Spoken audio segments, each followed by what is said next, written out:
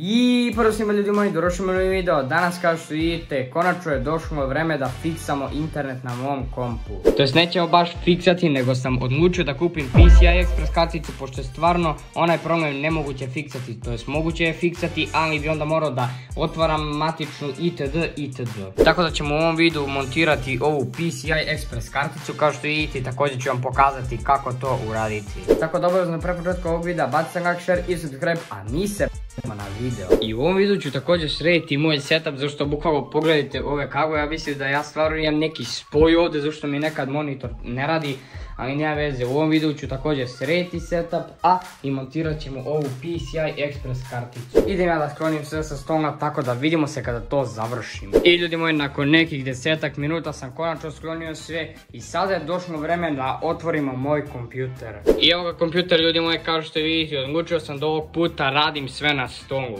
Tako da ću sada uzem da otvorim zadnji i prednji deo. Ako se pitate gdje je alat, evo ga ovdje. Ok, konačno sam otvorio zadnji i prednji deo, tako da je sad samo potrebno da otvorim tu PCI Express karticu i da je ubacim ovdje. Evo je PCI Express kartica i sada ću da je otvorim. Skinuo sam foliju i sada je zapravo vreme da otvorimo. I evo ga ljudi moji, kao što vidite. Ja da vam snimim malo detaljnije i morat ću da koristim uputstva, zašto ja stvarno nikad nisam montirao PCI Express karticu. I kao što vidite, evo je PCI Express kartica i ja znam da sam ja ovo trebao prvo da stavim ili mislim bar tako, ali nema veze.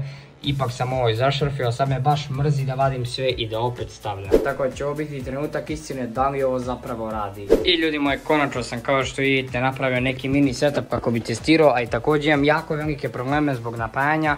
To jest nije napajanje problem, nego pogledajte koliko kabla ovdje ima i nekad komp uopšte neće da mi se upali, tako da ću to također rešiti u ovom ovdje videu. A sada je došlo vreme da testiramo da li ova PCI Express kartica radi. Ušao sam u Windows i sad je konačno došlo vreme da testiram. Tako da, evo ga, tu nam je internet kabel i samo čas da ubacim, ne ovako nego ovako.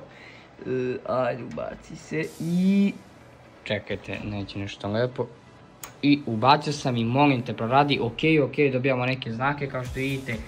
Treperi nešto i da li će mi se na Windowsu pojaviti. Samo čas da pogledamo ovdje. I evo ga, kao što vidite, samo čekamo se učita, ajde učitaj se više. I evo ga ljudi moji, konačno sam dobio Ethernet nakon nekih skoro 2 mjeseca i ovo zapravo radi, tako da to je to. A sada je vreme da ja popravim komp i naravno da završimo ovaj video. I konačno sve ljudi moji radi, znači kao što vidite, pogledajte samo kako izgleda, kako kažem, ova kartica, pogledajte kako izgleda meni na matiču, znači ja sam ovo bukvalno upropastio, a i čak sam tu pokušao malo dirati, zašto pre kad je bilo pokvareno, bilo je bukvalno ovako perfektno, ali i dalje nije radilo, ali ne veze, bitno mi da sam ovo rešio, a sad idem da popravim komp, pa ću onda snimiti drugi video gdje ću instalirati Windows 11, to jest gdje ću preći. I zaboravio sam da kažem kako zapravo možete montirati ovu PCI Express karticu ili neku drugu. Znači ovdje ćete vidjeti ovaj PCI Express i naravno levo će pisati od toga PCI Express.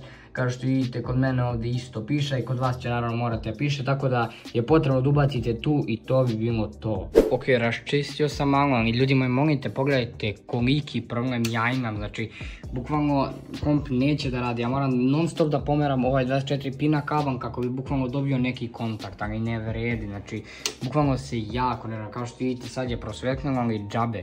Kad sam tek ugasio napajanje i ja ne znam više šta treba uraditi, znači sad ću pravo još malo zategnem ovaj kabel. Nakon nekih 40 minuta ja se nadam da sam rešio ovaj kvar, zašto bukvalno ovdje negdje ima konflikt, ja trebam malo da mrdnem kabel kako bi sve bilo lepo, tako da ću sad opet probati. Ja stvarno ljudima nema više snage, zašto ovo nije bukvalno prvi put, ja sam ovo radio i ovo radim bukvalno svakih 5 dana, nije imao da će sada radi i opet ne radi, kao što vidite treperi, onda ja moram da uzem malo ovaj kabel koji me jako nervira i opet sam diskonekto kabel. Ja ljudi moji stvarno ne znam, znači ne znam. Nerviram se zašto imam ovaj problem jedno 2-3 mjeseca, bukvalno kad sam dobio komp, ovo napajanje me nervira i bukvalno bi ga polupao i također me ova matica nervira što sam ja iskrivio cijel ovaj internet panel, iskreno me sad baš i briga, stvarno sam iznerviran, bitno mi da sam kupio ovo, tako da vidimo se malo kasnije. Evo sad sam vratio kabel, malo isto zatego, upalio i kao što vidite sad radi, ali gledajte ovo kada ugasim i sad čekam jedno 10 sekundi. koliko je prošlo, skoro 10 sekundi i kada upalim opet, kao što vidite, gledajte ovo. Znači treperi, ne može bukvalno da nađe kontakt. Ako vi u komentarima znate šta je zapravo problem, molim vas napišite mi, jer ja stvarno ne mogu svakih 5 dana da otvaram kompjuter i da radim sve ovo. Zašto? Kako bih samo fiksao jedan kvaran i ovo je bukvalno najbitnije. Malo sam još dirao i ja mislim da sam sad namestio tako da je vreme da zatvorim komp. Zatvorio sam komp, prebrisao sam malo sto i sada je vreme da vratim sve na mesto. I ljudi moji, konačno sam sve vratio na mesto kao što vidite, tako da je sada vreme da upalimo komp i da vidimo da li radi. 3, 2, 1.